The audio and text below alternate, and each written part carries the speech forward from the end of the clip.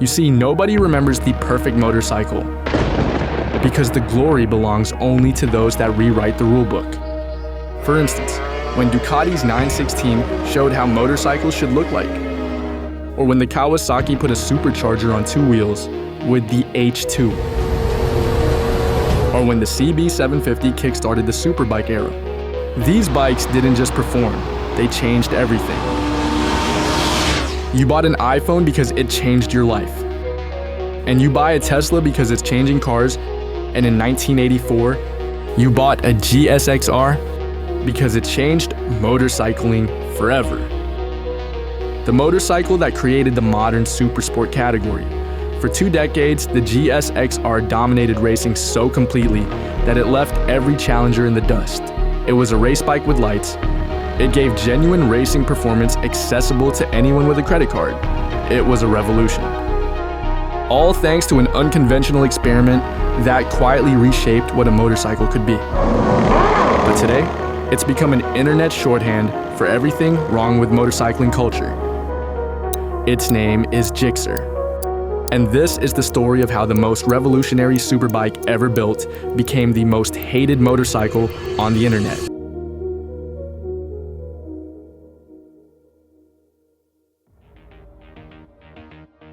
Imagine that it's 1984 and you want a genuine race performance motorcycle. You have 2 options. Buy an actual race bike that would cost a fortune, break down constantly, and be completely impractical. Or settle for a street bike that looked fast but couldn't back it up when the flag dropped. Then Suzuki says, hold our sake, and build something that shouldn't have been possible. Suzuki literally took their XR41 endurance racer and asked one simple question. What if we made this affordable? Not street friendly, not comfortable, not beginner appropriate, just affordable. Enter Etsuo Yokuchi, Suzuki's chief engineer. Yokuchi takes the GSXR project by storm. The motorcycle world was stuck doing the same old things. Everyone was chasing horsepower, but Yokuchi had a different idea. He wanted his engineers to remember what racing was really about. Not just power, but being fast. You see, when most companies are put in tough spots, they usually take the easy way out. They build heavier, safer bikes. They add comfort features and stay away from risky new ideas. But Yokuchi wanted Suzuki to go all in. And that's what they did.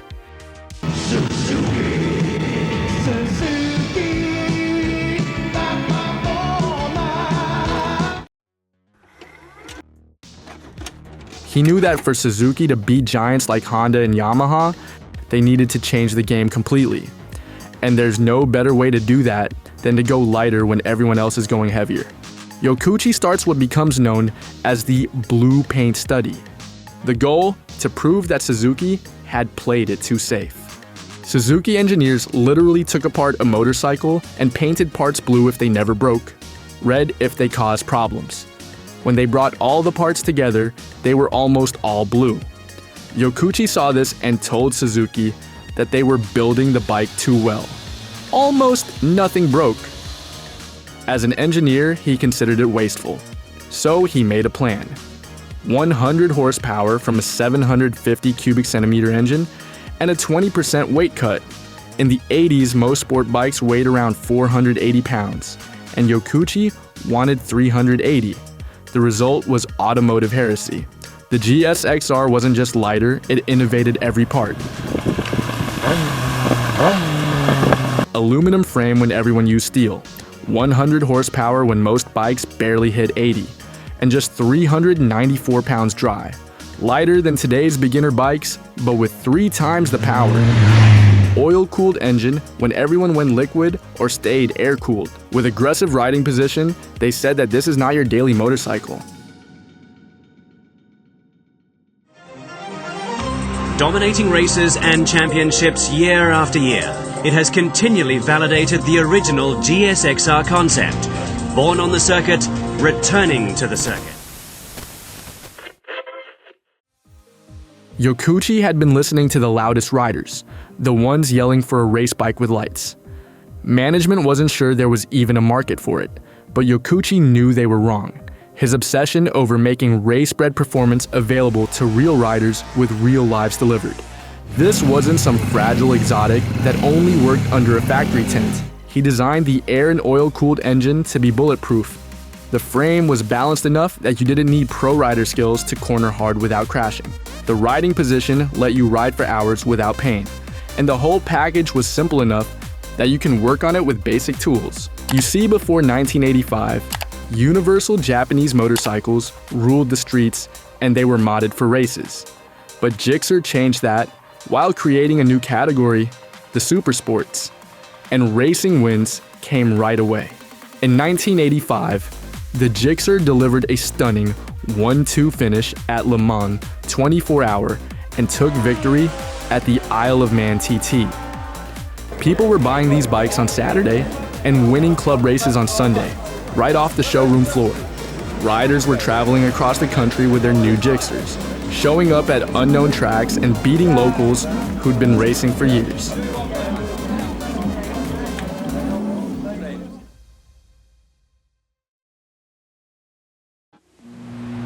This is not a test. It's not even a quiz. But it is an emergency. GSXRs are attacking, wreaking havoc in Daytona, Laguna Seca, and other strategic points around the country. You are instructed to go to your Suzuki dealer and get a GSXR for no money down. Repeat, no money down. But hurry, the end is near.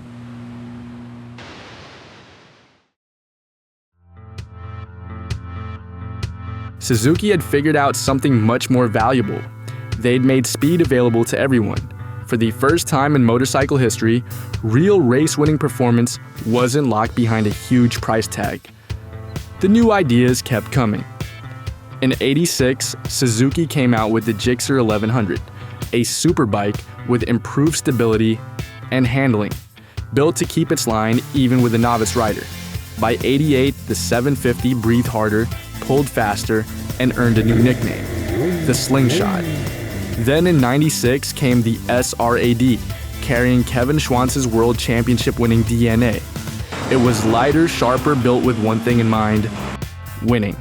By '99, Matt Mladen climbed on a GSXR and never looked back. 7 AMA titles. This was pure dominance. And in 2005, the legend peaked. Mladen's 6th crown, Troy Corser's 2nd World Superbike title, Suzuki's endurance win, all in the same year. For 2 decades, the GSXR wasn't just a bike, it was the sport bike. That was built to win, built to dominate. And here's another huge difference compared to the bike back then. It's light, the thing weighs nothing, about the same as a 600, which with the power it's got, can mean only one thing: fun and plenty of it. This is why riders who really know motorcycles still swear by GSXRs from this era. A well-prepared 2005 GSXR 1000 can still beat riders on bikes costing twice as much and packed with electronics. Because physics doesn't care about your traction control system. Speed doesn't read spec sheets, and talent matters more than technology. But that same availability that made the GSXR legendary was about to become its greatest curse. While other manufacturers changed their bikes completely every year, Suzuki played a different game. If it worked, they made it better. Instead of starting over, they improved what they already had. Every new bike had a better engine, better frame, and better parts, without losing what made it special. Companies made aftermarket parts because they knew the parts would work for years. This approach kept prices very low. By the mid-2000s, you could buy a GSXR 1000 for around $10,000. That is 185 horsepower and 180 miles per hour speed that beats supercars costing 10 times more. Track riders showed up with 10-year-old bikes, running faster lap times than riders on brand new machines. It's not the bike, it's the rider, was basically made for GSXR owners. But while Suzuki perfected their bike, buyers went for new looks and fancy electronics. Suzuki's slow changes started looking boring. People called the bike design old, and the engines behind the times. By keeping prices low, GSXRs became very common. In 1985, what used to be special, in 2005 became ordinary. The easy access that serious riders loved also attracted people who cared more about showing off than going fast. By 2005, Suzuki had sold over 700,000 GSXRs worldwide. The same qualities that made Gixxers so capable, their honesty, lack of electronic interference, demand for actual skill, were now the same qualities seen as flaws. The transformation from hero to villain didn't happen overnight, and it wasn't because Suzuki changed their formula. The Gixxer remained exactly what it had always been, an honest, capable, affordable superbike. What changed was who was buying them and what those buyers were doing with 185 horsepower. GSXR series topped a total of 1 million units. With the dream of riders, the GSXR continues to be the legend. The early 2000s marked a perfect storm. Affordability, ease of modification, and accessible performance suddenly attracted exactly the wrong kind of attention. When a machine is cheap to acquire, easy to modify, and capable of dramatic performance, it naturally becomes the tool of choice for people seeking public recognition. In street stunting, wheelie competitions, and burnouts, the bike showing up more than any other was the Gixxer. The logic was sound. If you're a young rider with limited funds wanting to learn stunts, you won't buy a $15,000 Ducati you might drop. You'll buy a $6,000 Gixxer you can afford to replace. The Gixxer's simplicity made it perfect for this role. Want to gear it down for easier wheelies? Sprockets were cheap. Want to remove fairings for stunt practice? The mounting system was simple. Want to tune the engine? The aftermarket was massive and knowledge freely shared. Now stunting requires genuine skill, but the problem wasn't skill level, it was context. Street stunting happens in public spaces where non-riders could see dangerous, illegal behavior. Wheelies at highway speeds, high-speed runs through residential areas. Performance that looked heroic on closed racetracks looked reckless on public roads. Then came the internet, and everything changed forever. Before social media, a local stunt session might have been witnessed by dozens of people. Now a single phone video could reach millions worldwide in hours. Viral stunt videos made the Gixxer a star, for all the wrong reasons. For every responsible Gixxer owner commuting or enjoying track days, viral videos showed someone doing wheelies at 100 miles per hour or running from police. The quiet majority was invisible. The dramatic minority was everywhere. Memes crystallized around these tropes. The squid stereotype, young, reckless riders in minimal gear, performing dangerous stunts, became inextricably linked with Gixxer imagery. This created a feedback loop. Young riders seeing these videos weren't deterred, they were inspired. The Gixxer's association with stunt culture became a selling point for exactly the audience serious motorcyclists wished would disappear. Ghost Rider, the infamous Swedish motorcycle series featuring high-speed highway runs, used Gixxers prominently. These helmet cam videos showed speeds over 200 miles per hour on public roads and became legendary. Other viral sensations followed. Police chase videos, wheelie compilations, crash footage. In all these moments, the Gixxer's distinctive headlight and silhouette were unmistakable.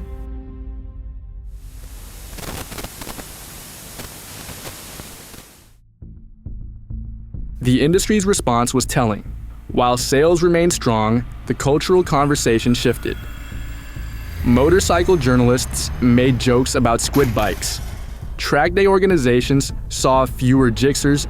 Meanwhile, every manufacturer desperately tried to distance their bikes from the stunt culture. Older riders remembered the Gixxer's engineering breakthroughs and racing success. Younger audiences encountering motorcycles primarily through internet content first met the Gixxer through viral videos and comedy sketches. The contrast with other Suzuki models was revealing. When the Hayabusa appeared in content, it was treated with respect. The Busa was seen as a mature rider's bike. But the Gixxer, despite often being more capable on track, was increasingly seen as juvenile. By the mid-2000s, the transformation was complete. The bike that had revolutionized motorcycling 20 years earlier was now an internet shorthand for reckless riding. The Gixxer didn't change, the culture did.